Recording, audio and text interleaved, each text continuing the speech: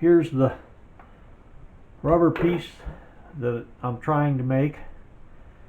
It's been cut in two to get wall thickness. I figure it's about 100 thousandths, maybe 80.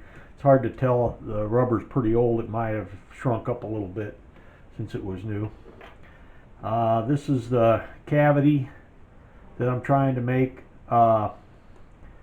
which is going to take and go on top of here like that.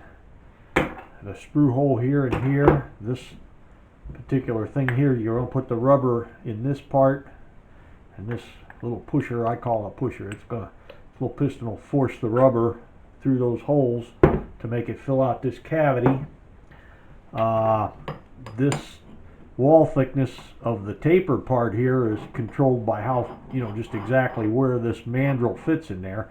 Actually, you call this the core half of the mold. It's going to core out the center.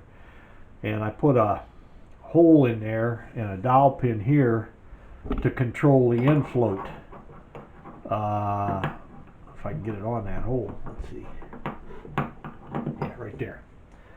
That controls the positioning of the thing, and the mandrels are made pretty much the same, so they're interchangeable.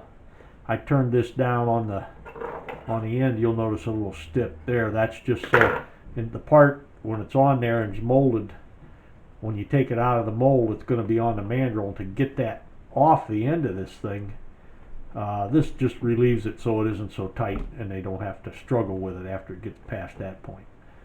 So the next thing to do is to put rind cavities around here, around the outside, just to make it so the flash comes off clear, and it also allows a place for air to go to get air out of the mold. And then I'll stamp it that it's, what it's for. It's for a Puch 250 and or Allstate, I guess. And that should be it. These pins here keep you from turning it around and putting it together the wrong way around. You have to have the big hole on this pin right here. So let's see, there we go, like so. That's how that'll go, and then this will go in there, and that's it.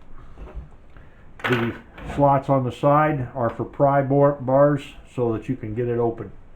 That's what they use to open them up with. And that should make the gizmo to cover this. Project's done. That's it. Rind cavities, and that's all I need.